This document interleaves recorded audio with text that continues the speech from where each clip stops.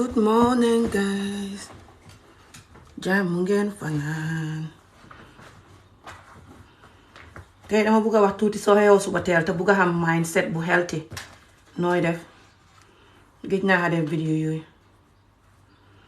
I want to do how to have a healthy mindset in the morning, guys.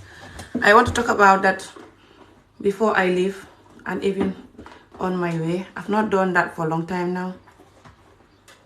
Your mindset in the morning is everything.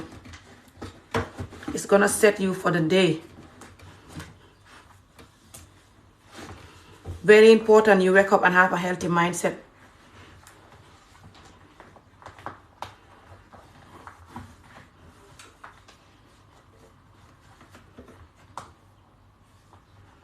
Towards life and yourself. A lot of us are not taught how to wake up and have a healthy mindset. So I want to talk about this a little bit before I can go to work. Morning, jàmm ngeen fanaan. Damay wax tuuti soo xëyee suba teel. Gëj naa def video yooyu. Soo xëyee suba teel nooy def ba nga xam mindset bu healthy. Nga xam ne loolu dangay xendoog moom. Te loolu soo ko miinee moo la dee ground. Moo la dee dimbali sa àdduna. Ba tax àdduna du la man dara du la man inshallah. Mooy soo xëyee xalaat bi ngay xëyee xalaat bi ngay xamee bu nangu nga xëy xalaati àdduna wala problème tax sax ngay xëyee xol bu jaxasoo wala xol bu naqari wala xalaat wala non soo xëyee nga war a xeexoo sant yàlla gëm sa bopp gëm yàlla bugg àdduna si surtout jullit is easy soo xeexoo nga sëpp sa ñaari tànk si suuf bul sëpp sa tànk yi rek tëb dem sëpp sa tànk yi nga taxaw nga ne alhamdulilah rabbil alamin jërëjëfe yàlla sant naa la sant naa sama bopp gërëm naa la si li nga may ma xeexu bésab tey bii bés bu baax lay nekk bés bu xam jàmm bés bu xam wërsëg bés bu xam fan wu gudd bés bu xam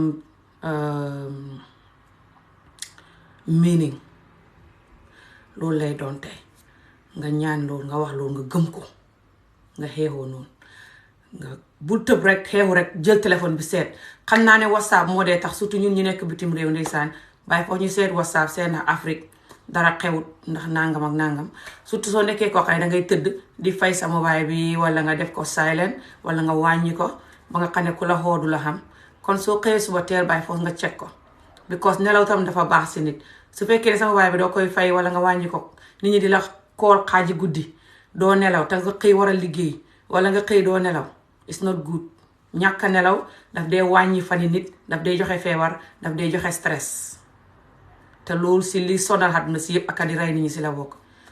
So yeah guys, what I was saying there is that when you wake up in the morning, I'm gonna go soon guys, but I might be carrying the phone outside with me. When you wake up in the morning, if you want to have a nice successful day, you must not just wake up and you just grab your phone early morning. Sorry, my face, I just oiled my face. I come out of the shower not long. Hello, jàmm ngeen. You cannot just sleep, please. Sleep, please. What do you mean? Do you not sleep or something? You cannot just wake up and you grab your phone if you want to have a nice day. Well, you can, but unless if you know that you want to check WhatsApp because you might have some certain messages that you want to know. Like us abroad here, for the most part, we wake up, we check if we have message from Africa because, you know, you don't know if they message you when you were sleeping and something urgent was happening. But this is for people who put their phone on silent when they go to bed or they lower it. But if you know that when someone call you, you will hear it when you go to bed, then you should know that if they call you, you will have heard it and you don't have to wake up and jump on your phone. You wake up, you thank your God if you have any. Believe in your God, believe in yourself. The moment you step your foot out of the bed, don't just jump to the bathroom or just go. No. If you're Muslim, say Alhamdulillah Rabbil Alamin. Thank you, Allah. I bless you. Thank you for blessing me. I bless you. Yeah, you're blessing Allah too for praying, for appreciating Him. You said, I thank you for blessing me with another day. Thank Allah for all you gain. Even though you think you gain nothing from life, you do gain a lot. Even your health and the fact of reading alone, you gain a lot. But if you have like children, partner, work, even a home to sleep, to wake up in, anything, just thank God for it. Because some people don't have a roof. Even if the house is not yours, you still have a roof to sleep under. So thank God for all of that. You wake up is very important. You focus on the little that you have. If you don't do this, you're going to have a miserable day. Simply because you're waking up and just waking up in a lack mindset. You're like, oh, I don't have this, or why this not happen, or why da. Or you wake up blaming life and blaming people and blaming your God. Feeling like why people do this, or why life not doing this, or why life did this, or why God not doing this, or why God did this. Don't wake up like that. If you do that, you're setting yourself for a really bad day. It's very important you wake up, you ground yourself. Thank your God, thank yourself.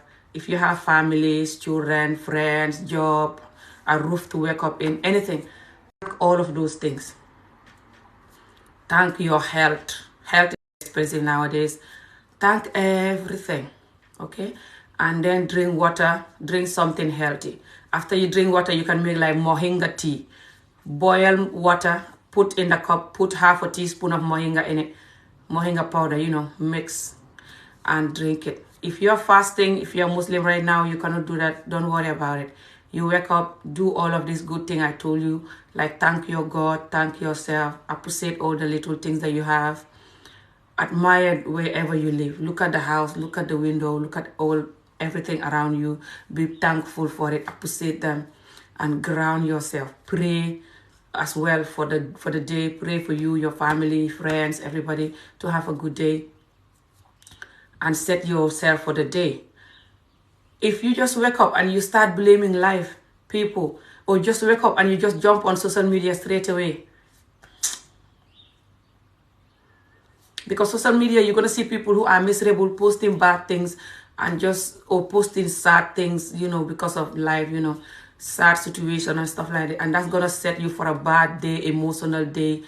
If you want to have a nice healthy day, don't just wake up and jump on the social media. You're not losing nothing. You're not missing out nothing, to be honest. Social media is always there. So you wake up, you pray. If you have a book, mindful book, you can buy some nice mindful books from eBay and Amazon. They're not expensive. Or mindful journals.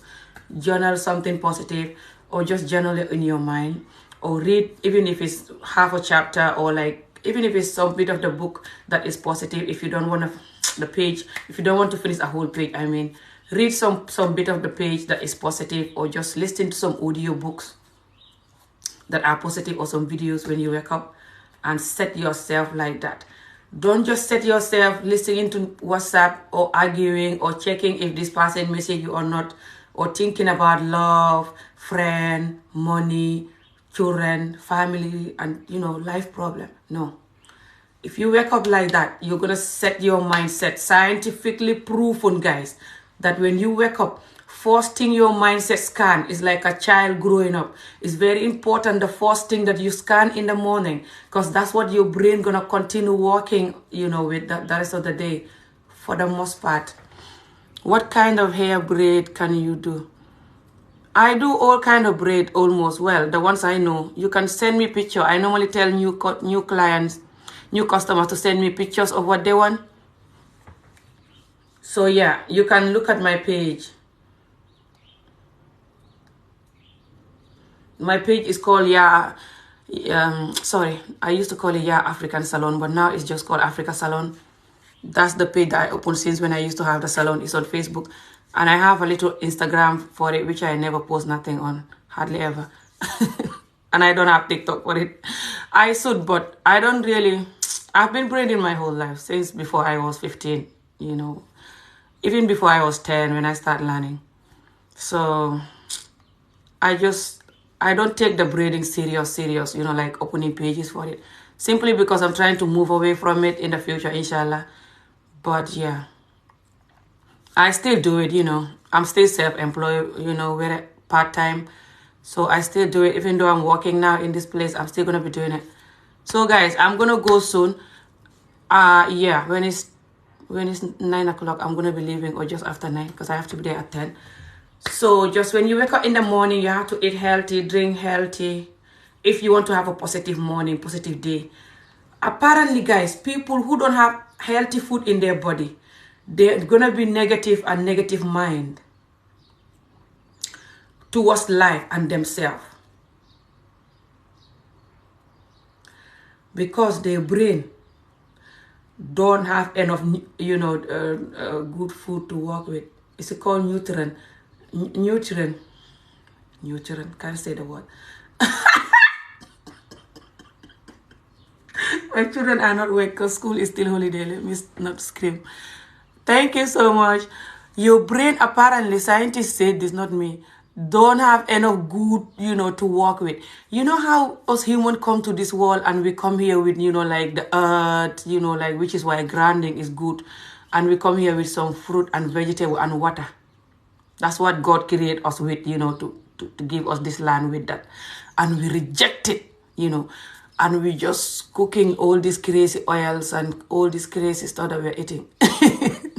Apparently, these things can block your mind and can make you constantly negative and just, going crazy. And just, you cannot look after yourself. You cannot love yourself.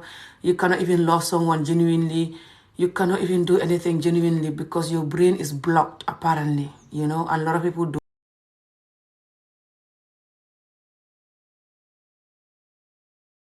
Well, to research about, your well-being and research about how, and just drugs, alcohol, crazy stuff, sexing people you shouldn't be sexing. So many crazy stuff people normalize now, and all of these things are harmful for us all, but we don't realize and we just don't care. Sometimes we do realize, we just like, just like we don't care. So you have to ground yourself and know how to survive now if you want to survive. Kuy bind ni kum do waxal Olof, speak Olof, please. You know me, I am a morning person, guys. I should be doing more morning videos. I hardly do that. I have a couple of morning videos on my YouTube channel. I'm a morning person. I wake up in the morning positive. And I wasn't like this, before.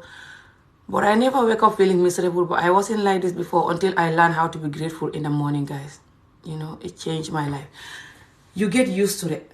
You wake up in the morning, the moment you put your foot on the ground, you start thanking yourself, thanking your God, appreciating everything you have. Don't wake up in a lack mindset. Don't wake up and be like, oh, why God don't give me this? Why God don't give me that? Why life don't do this? Why people don't do this? Why people did this? Why, this and this? No. Why I don't have this? Or why I have this? Nangam. No. Just wake up and focus on the good things that you have in your life. Thank your God for it. Thank yourself for it. Thank the universe. Drink water. Drink moringa tea or hibiscus tea. Anything healthy but no sugar. Don't put sugar in your tummy for first thing. No. Anything healthy, no sugar. And water. That's what you should be having at least for 2 hours before you can have sugary stuff, if you must have sugary stuff. I like sugary stuff too. So don't worry, you're not alone. But don't just wake up and have it. It's gonna screw your mind the rest of the day. I'm telling you this. Especially this crazy white sugar. I don't know what they make it with. Poisonous. A lot of experts saying it. I'm trying to not eat it, but for the most part, I have at least 2 or 3 teaspoons a day. A teaspoon a day of sugar, to be honest. But sometimes I have brown sugar. I don't have it right now. It's finished and I keep forgetting to buy it. But even the brown sugar is not healthy. So, but I have healthy honey. But I don't know. I'm just very African. I'm too used to sugar here. In Gambia and Senegal, we love sugar. But I'm trying to cut it down, hopefully to 1 teaspoon a day, and gradually maybe like not eat it every day, So yeah. Try to have moringa. Everyone should have moringa powder. Listen, let me list these things for you if you want to have a mindset that is healthy before I start talking in Wolof again. Moringa powder, hibiscus. Always wash your hibiscus. I don't buy hibiscus powder or tea. Simply because hibiscus, I know how to grow them myself in Africa. They're very dusty. Hibiscus are not naturally clean. They're very dusty. You have to buy the leaf and wash it yourself with warm water. Wash it. 3 times even. That's how I do hibiscus. And then I make it and I put it in the fridge, big bottle. So when I want to have warm hibiscus, I just warm the kettle and put some hibiscus little bit and add the hot water. You understand? And you drink that early morning, especially when you're on your period as a woman. That's the best. You should drink early morning hibiscus, hot one with hot water, no sugar. You can put little honey if you want, but no sugar. You get used to it. It's nice. Don't worry about it. Drink it like that in the morning when you're on your period as a woman. It's gonna cleanse you. But even when you're not on your period, it's just very good for you. Mama Africa, I love you. Good morning. Thank you. Good morning. Jërëjëf Jeff. Hibiscus, moringa, baobab, chia seed, flax seed, sunflower seed, all of this good seed, Mix them, ground them, put it on the side. You can put it in your porridge or just, put it on little things if you're going to bake. Like my daughter like to bake little healthy cookies with oatmeal or something like this. So the children can have it in that way too. You put it in that. Or just make pancake with it. Or make banana bread with it. When you're making your banana bread, you put 1 or 2 spoons of that. The children will eat it. You wake up in the morning. It's very important. The other thing that I have now is I take vitamin C, and I never take those things, but I'm in Scotland. Scotland have no sunshine. So you need all this vitamin C and vitamin B12. And you have to be eating oranges. If you live in the UK, oranges are not expensive. If you buy from us, that's shopping, £1 for nice, yummy orange. You buy oranges. You buy melon. In here, they have different type of melon. In here, their food is not healthy. In here, if you want to live healthy, even in Africa, if you want to live long and healthy, you have to eat these things. You cannot just eat oil stuff and meat. No, those things are good, but it's not good all the time. You don't eat them all the time and that's all you eat. No, you have to also, even if you're going to eat that, you have all these other things on the side. Please, it's very important. Listen to this. You have porridge in the morning for breakfast. You put chia seed in your porridge and some blueberry and some baobab powder and some collagen powder and some chia seed, and everything. This chia seed powder that I told you, I mix chia seed, flax seed, sunflower seed, pumpkin seed. I grated them all and I put them in one big pot. You put 1 spoon of that in your porridge. Mix it. Put 1 baobab powder spoon. Put 1 collagen powder, 1 spoon. Mix all. Put little salt. It's nice. Mix all. You shouldn't put sugar, but I normally then put 1 tablespoon of sugar here. That's when I'm very African. I put 1 whole tablespoon of sugar. But you don't have to do that. You can just put honey on top. Sometimes I do that and then put little honey still. But I'll try to not do that. And then you put little lemon even. It's like churai gerte or something, or rui. Very nice. And then you put natural yogurt on top. And blueberry. So nice and healthy. You can also put some nuts on top, like walnuts and stuff like this. You have to buy walnuts, almond nuts, Brazil nuts, all of these different nuts. Make sure when you're eating them, you wash them. I don't trust them very much, but you can eat them like that if you want. But put some on your porridge if you want, or just eat them, with coffee. It's nice. Sometimes I like it like that. Good for your skin, good for your health, good for your mental health. Nuts, extremely good. Please, let's look after our health and our body. When you do this, it forces you to have a healthy mindset. No matter what, no matter how hard life is, you can go through it.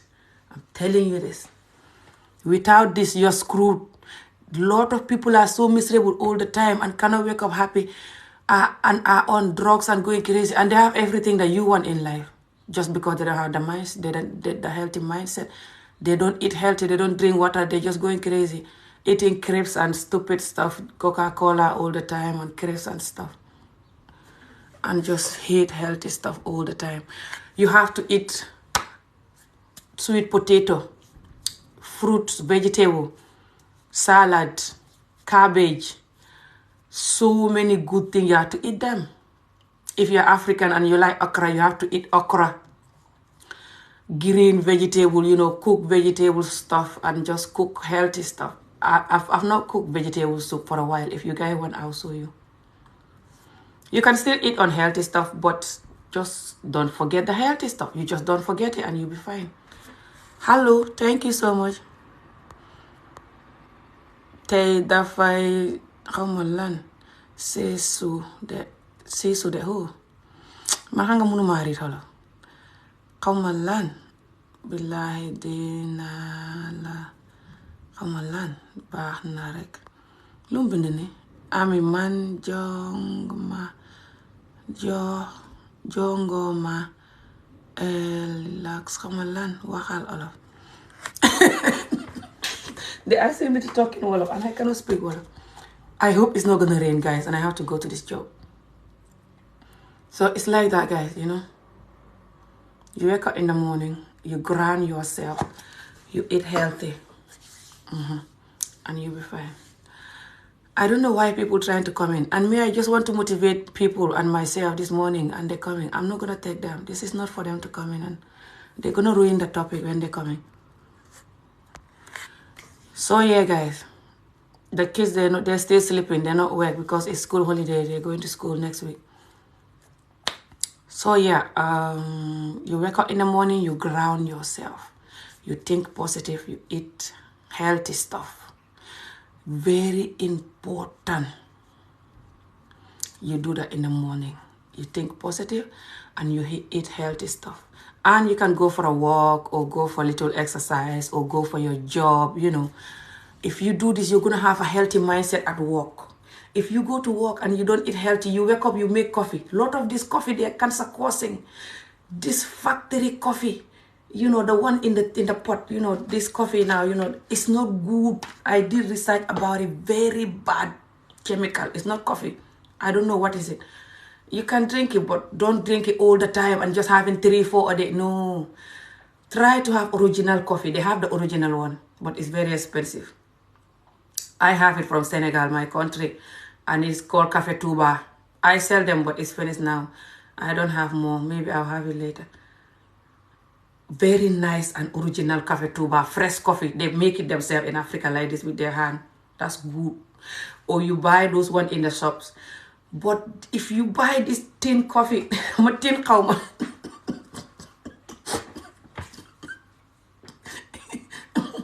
I buy them sometimes. My daughter like them, but sometimes when they finish, I just ignore it. It's like no coffee. I'm like, you shouldn't buy it. You should use this one. But she doesn't like that one. I don't know why. But she doesn't take coffee every day. I try to tell her to not take it every day and not to take too much, just like a little bit. But yeah. But Adi is not coffee person. Adi don't bother with it. He hardly take coffee. Even tea, my son. But these coffees, I decide that lot of us, especially us Africans, people my age, especially Gambia and Senegal, they don't research about food. Lot of them, very African and local, just cook and chat and laugh. And most of the time cook bad food, oily stuff, too much bad seasoning. And when you do research, you tell them, they're like, you are like a white woman. You are like a Western mind woman. It's not every white woman that is healthy either or checking this. So why are you calling me all of this? But you have to look after yourself. If you want to live long and healthy, nothing matter in this life apart from you live long and healthy. No matter money, whatever you have, nothing matter apart from healthy, long life. Healthy, long life. That's the only important thing in this world as a human being. Nothing else. You are strong taking care of your kids alone, and you should send them to Africa to stay for some time. They were there for 8 months. Oh, you don't want to know what happened. Don't worry about that. I don't believe the children have to only grow up here or here to be good. Children can grow up here and end up being on drugs or miserable and just waste their life. Children can grow up in Africa and end up being on drug, miserable, and waste their life.